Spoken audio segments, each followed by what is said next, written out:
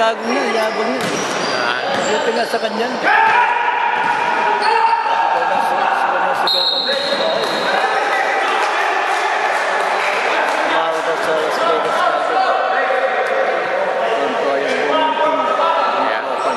Dapat kasama mo doon. Kaso, dapat yung pamangkin ko. Yan na siyang dating. Sabihin ko siya. Mas malaki yung pamangkin ko sa rin. Parang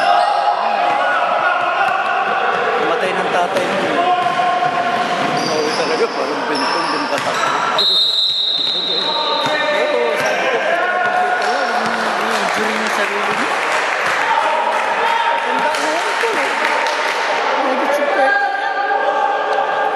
Si Jerry, ano na? 55 na yata. Yeah, meron 55, 56. Yeah. Tanda na yun.